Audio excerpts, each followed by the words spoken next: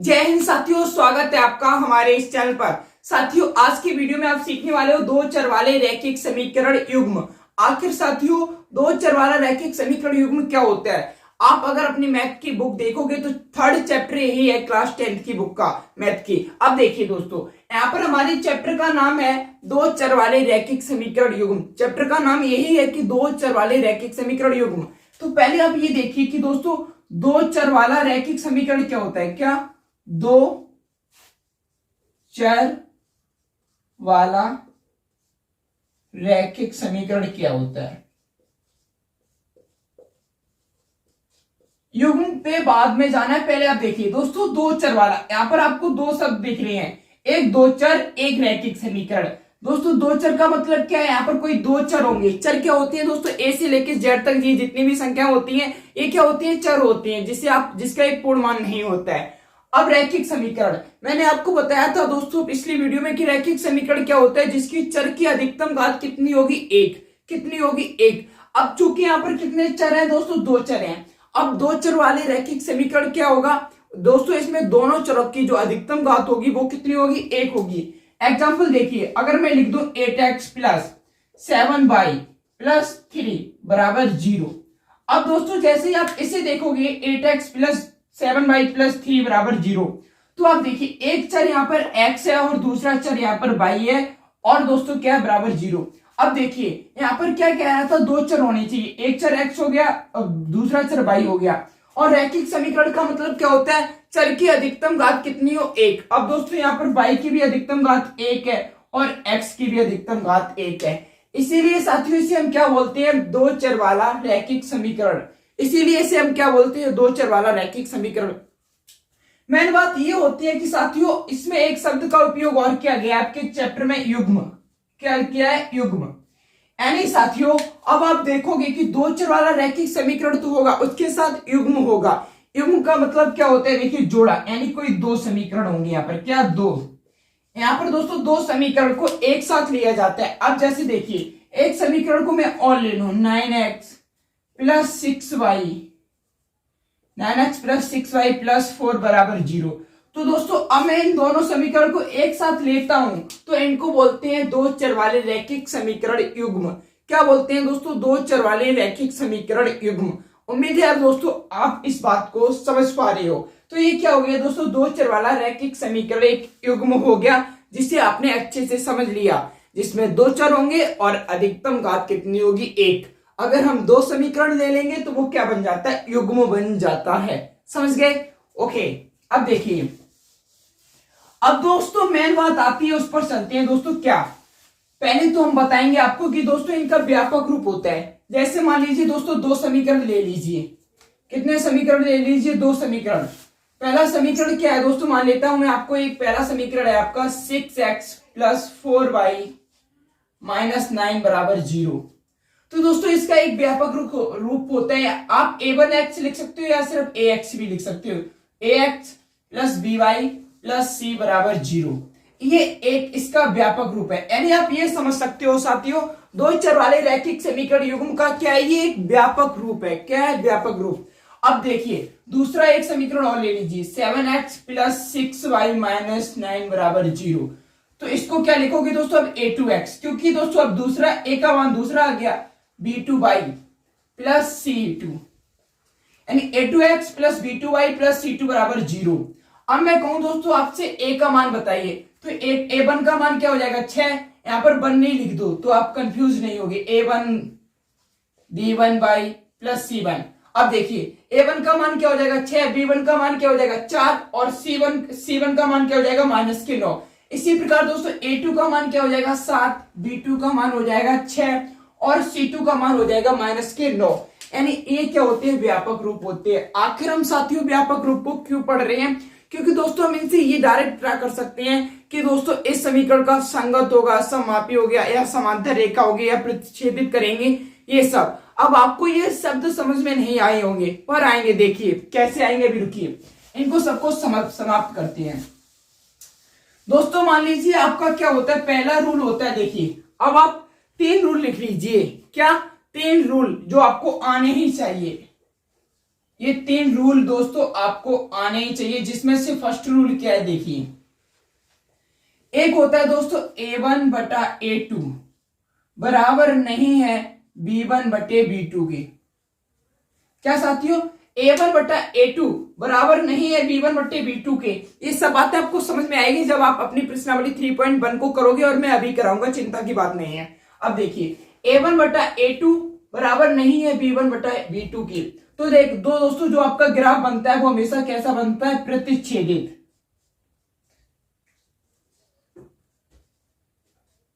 यानी दोस्तों आपकी जो रेखाएं होंगी वो प्रतिच्छेदित कर रही है, इस प्रकार काट रही होंगी। यानी इसके दोस्तों क्या होते हैं, ये संगत होता है, यानी इसके एक हल होता है। कितना, एक हल।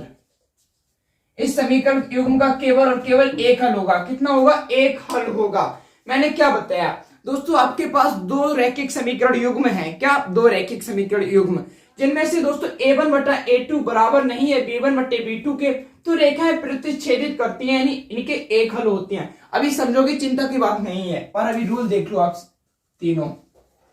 रूल नंबर 2, रूल नंबर 2 ये कहता है दोस्तों, अगर आपका A1 बटा A2 बराबर है B1 बटा B2 के, और ये भी बराबर है C1 बटा C2 के, तो आपकी रेखाएं समपाती होती हैं। कैसी, समपाती। समपाती का मतलब होता है दोस्तों कि रेखाएं एक के ऊपर एक होंगी। अब जब कोई रेखा दोस्तों एक के ऊपर एक होगी, जैसे मान लीजिए एक रेखा ये है और इसके ऊपर जस्ट एक रेखा आ रहा है, ये है, तो आप बताइए कितनी बार काट रही है एक दूसरे को, तो ये अनंत बार काटती है एक दूसरे को। इसीलिए दोस्तों इनके हल भी कैसे होंगे, अनेक होंगे। अपरिमित रूप से इनके हल कितने होंगे, अनेक हल होते हैं। कितने साथियों, इनके हल भी अनेक होंगे। ठीक है, अब देखिए, इसको बोलते हैं आश्रित संगत, इसको बोलते हैं संगत। देखिए ऐसा होता है, संगत जब आपसे पूछा जाए कि जो रैखिक समीकरण युग्म है वो संगत है या असंगत है, तो आप ये देखना होता है कि जिसका हम मान निकाल सकते हैं, जो सॉल्व करने के योग्य है वो संगत होता है, और जो सॉल्व करने के योग्य नहीं है उसे असंगत बोलते हैं। ठीक है, अब देखिए रूल नंबर थर्ड ये दोस्तों, A1 बटा A2 बराबर होगा B1 बटा B2 के, परंतु ये बराबर नहीं होगा C1 बटे C2 के। इसका मतलब है दोस्तों आपकी रेखाएं कैसी होंगी, समांतर। समांतर रेखाएं होंगी। कैसी होंगी, समांतर। समांतर रेखा मतलब दोस्तों इस प्रकार रेखाएं होंगी। अब बताइए, क्या दोस्तों समांतर रेखाएं एक दूसरे को काटेंगी, नहीं काटेंगी, तो क्या इसके एक भी हल होंगे, नहीं होंगे। यानी इसके दोस्तों कोई हल नहीं होता है, इसका कोई हल नहीं होता है। अब आपने दोस्तों अच्छे से ये सीखा कि आखिर ये जो 3 रूल हैं वो हमारे सवालों के लिए बहुत ही ज्यादा महत्वपूर्ण है। अब देखिए, मैं इन तीनों को आपको समझा के दिखाता हूं। जैसे मान लीजिए आपका एक समीकरण है 7x प्लस 6y प्लस 3, और एक है 5x प्लस 5x नहीं दोस्तों 7x ही मान लीजिए, 14x प्लस 12y प्लस 6। अब देखिए ये आपके दो एक समीकरण युग्म हो गए, तो यहाँ पर A1 का मान कितना हो जाएगा, A1 का मान हो जाएगा 7, और B1 का मान क्या हो जाएगा, B1 का मान हो जाएगा 14। अब देखिए, अब A1 बटा A2 यानी 7 बटे 14 कर दीजिए। अब देखिए B1 का मान क्या हो जाएगा, B1 का मान हो जाएगा दोस्तों आपका 6। यहाँ पर देखिए B1 का मान 6, B2 का मान क्या हो जाएगा, बराबर 12। अब देखिए जब आप इन्हें काटोगे, बराबर करना, तो क्या ये बराबर है, देखो 1/2 आ जाएगा, और इसको भी काटने पर 1/2 आ जाएगा। यानी अब इस प्रकार का समीकरण कैसा कर रहेगा, प्रतिच्छेदित कर रहा होगा। अगर अभी भी आपको समझ में नहीं आया तो भी चिंता की कोई बात नहीं, अब हम सॉल्व करेंगे क्वेश्चंस को, उसके आधार पर आपको समझ में आता रहेगा। अब आपको ये पता होना चाहिए दोस्तों, A1 बटा A2 B1 बटा B2 जो कि प्रतिच्छेदी होंगी, और A1 बटा A2 बराबर B1 बटा B2 बराबर C1 बटा C2 समपाती होंगी। यानी एक रेखा के ऊपर, जैसे मान लीजिए एक रेखा है और जस्ट इसके ऊपर एक रेखा निकल गई, ये समपाती हो जाएगा। और उसके बाद हो जाएगा A1 बटा A2 बराबर होगा B1 बटा B2 के, लेकिन C1 बटा C2 के ये बराबर नहीं होती है, इसलिए रेखाएं समांतर होती है। यानी दोस्तों ये जो दोनों रेखा, मान लीजिए ये मार्कर और ये डस्टर, अब ये दोनों इस तरीके से रेखा है जो समांतर है, ये कभी भी एक दूसरे को नहीं काटेंगे, इसलिए इनके जो हल होंगे वो कोई हल नहीं होगा। अब आप इतनी बात को समझे होगी अच्छे से। अब मैं इसको साफ करता हूं। अब मैं आपको बताऊंगा आपकी प्रश्नावली 3.1 का हल। अब आप क्या देखोगे, अपनी प्रश्नावली 3.1 का हल देखोगे। दोस्तों आपने अभी तक जो सीखा है उसी के लिए आप सीखोगे। अब प्रश्नावली 3.1 क्या कहती है वो देखिए।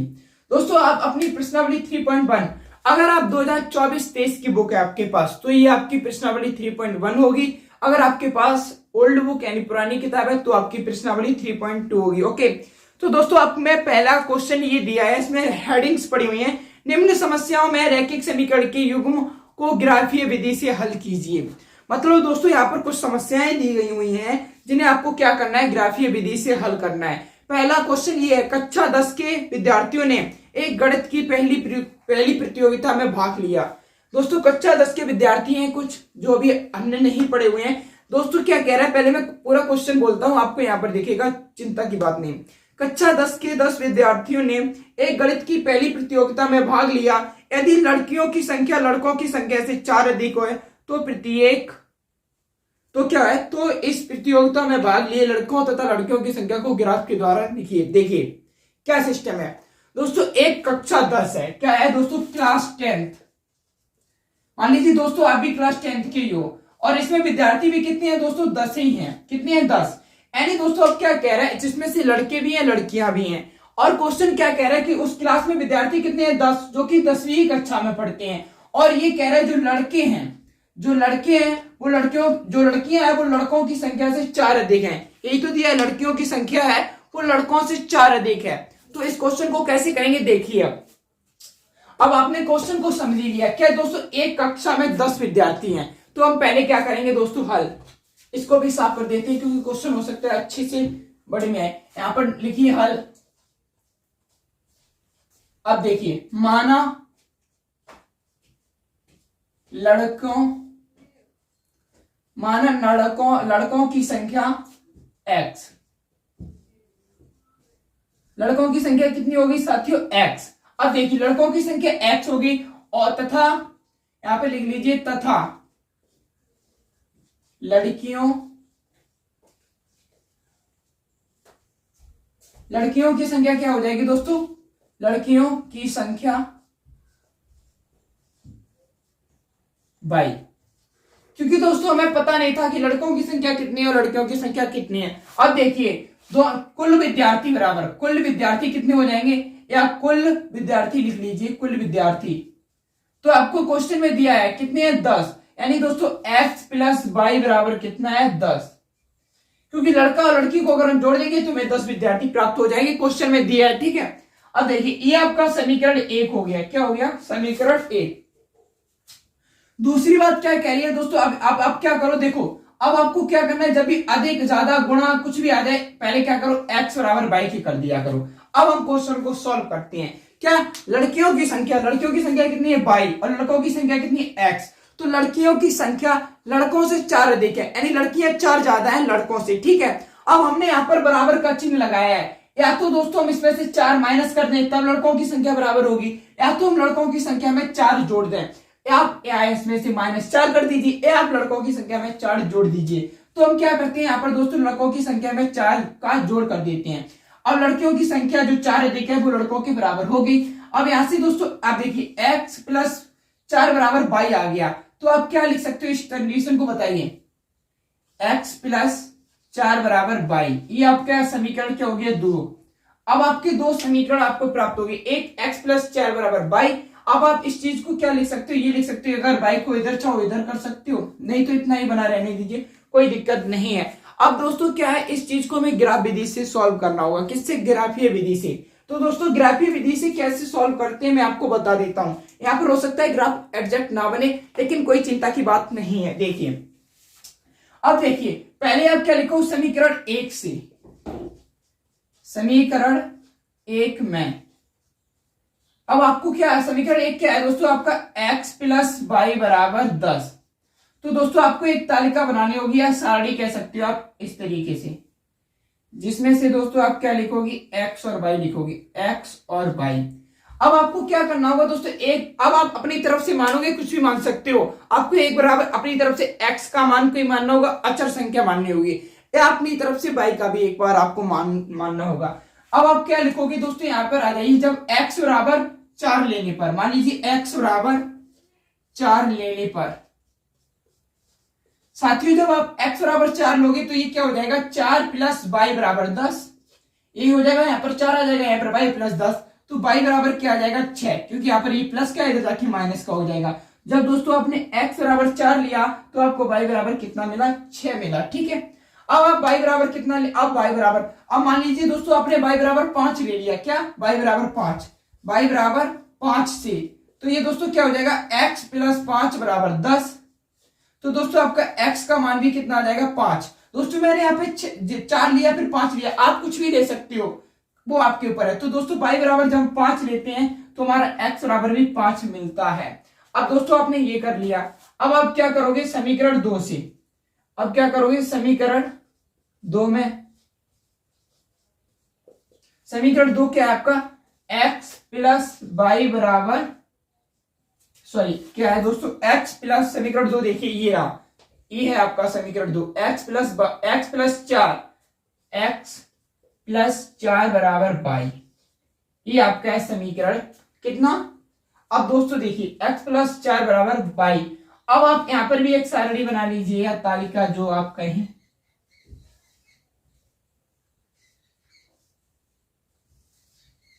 अब यहाँ पे दोस्तों यहाँ पर एक मान और ले लीजिए, क्योंकि हो सकता है आपका ग्राफ ठीक ना बने। दोस्तों आप कम से कम 2 और अधिकतम से अधिकतम कितने भी ले सकते हो। अब यहाँ पर x का मान ले लीजिए 3 ले लीजिए। जब दोस्तों आप x बराबर 3 लोगे तो आपको यहाँ पर y बराबर कितना मिल जाएगा, यहाँ पर अगर दोस्तों आप समीकरण 1 में देखिए x बराबर 3 ले लोगे तो ये क्या हो जाएगा, बोलिए ना, मैं आपको फिर से यहीं पे दिखा दे रहा हूं, नहीं तो आप कंफ्यूज आओगे। देखिए दोस्तों आपको ये 2 कंडीशन तो पहले, अभी यहाँ पर नहीं, एक हम इसको और सॉल्व कर रहे हैं। समीकरण 1, समीकरण आपका 1 कहां, ये रहा समीकरण 1, तो हम अब क्या कर रहे हैं, x बराबर को 3 ले रहे हैं, तो ये क्या हो जाएगा 3 प्लस y बराबर 10, तो y बराबर कितना आ जाएगा 7, y बराबर कितना आ जाएगा 7। जब आपने x बराबर 3 लिया तो y बराबर 7 आ जाएगा। ठीक है, अब देखिए, अब हम यहाँ पर आ गए, यहाँ पर डाला x और यहाँ पर y, तो दोस्तों आप क्या कीजिए, पहले x बराबर ले लीजिए 2। जब आप x बराबर 2 लोगे तो आपको y बराबर कितना मिल जाएगा, 2 प्लस 4 6 हो जाएगा। ठीक, अब आप क्या करें, अब आप एक बार क्या कीजिए, y का मान ले लीजिए, किसका, y का। अब देखिए अगर आप y बराबर ले लेते हो 4, y बराबर कितना ले लीजिए, नहीं 3 लीजिए, कितना लोगे, मान लीजिए आपने y बराबर 3 ले लिया, x प्लस 4 बराबर 3 हो जाएगा, तो ये x बराबर माइनस का 1 आ जाएगा। जब आप y बराबर कितना लोगे, y बराबर यहाँ पर कितना लिया आपने, कितना बोलिए, देखिए आप x प्लस 4 बराबर y, यही तो आपका समीकरण है। आप x बराबर एक बार 2 ले चुके, तब आपका y का मान कितना आ गया था 6। अब आपने y को क्या ले लिया, आपने कहा y को मैं लूंगा 3, तो दोस्तों आप x प्लस 4 बराबर 3 करोगे तो यहाँ पर x का मान कितना आ जाएगा, माइनस का 1। तो आपने जब y बराबर 3 लिया तो x बराबर कितना आ गया, माइनस का 1। अब देखिए इन दोनों सारणी को आपको क्या करना है, अच्छी से बना लेना। पहले क्या देखो x प्लस, क्योंकि अब हम बनाएंगे ग्राफ, x प्लस कितना, देखो x प्लस वाई बराबर 10 का, इसकी आपको जो आया हुआ है तालिका वो ये रही।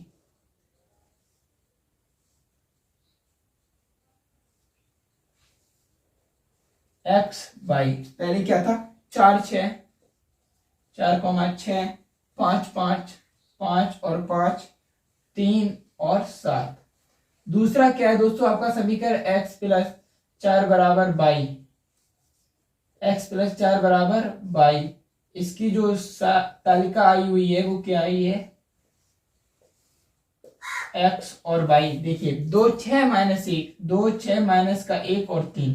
अब देखिए अब आपको क्या करना होगा, ग्राफ बनाना होगा, इन सबको साफ करना होगा। दोस्तों अब ग्राफ बनाएंगे। अब देखिए जब आप ग्राफ बनाओगे तो क्या होगा दोस्तों, पहले तो आप x अक्ष को बनाइए,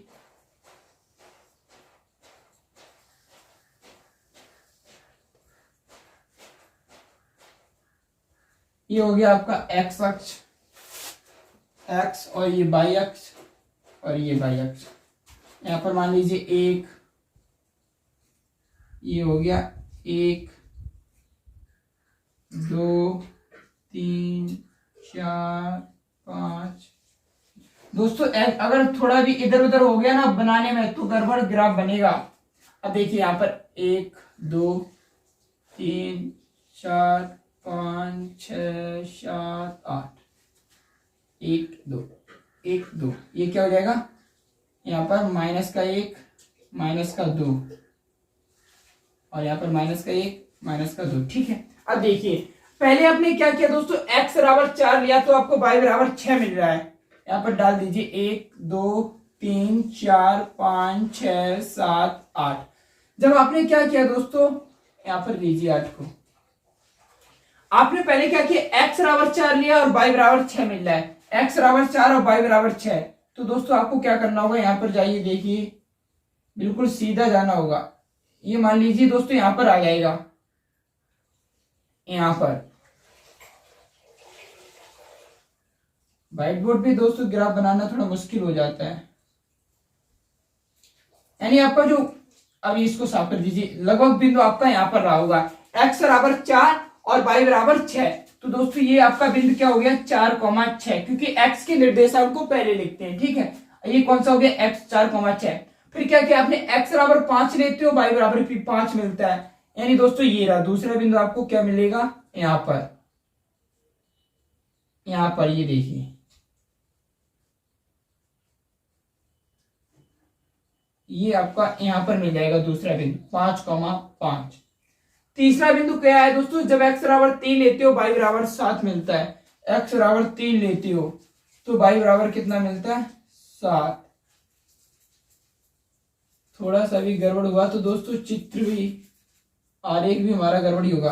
यानी दोस्तों ये हो गया क्या आपका 3,7 का।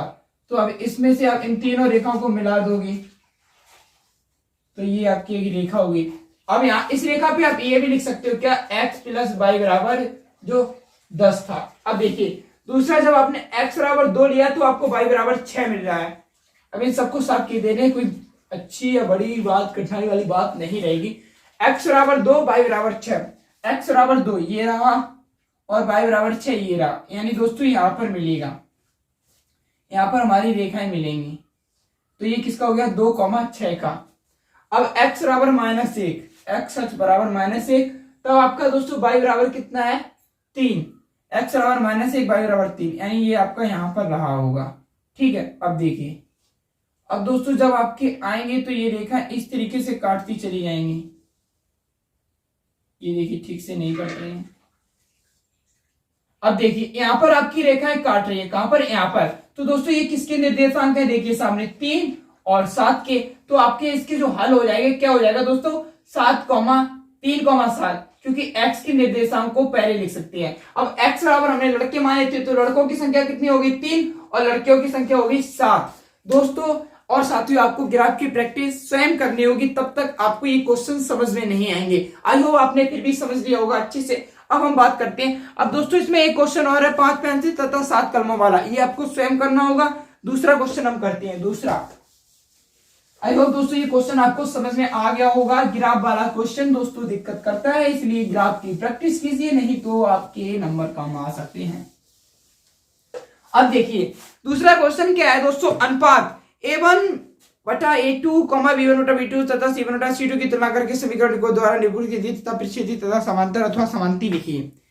ये मैंने क्या बता दिया, इसका मतलब ये है दोस्तों, अभी मैंने आपको बताया था a1 बटा a2 बराबर होगा b1 बटा b2 के, s बराबर होगा c1 बटा c2 के, ये सिखाया था।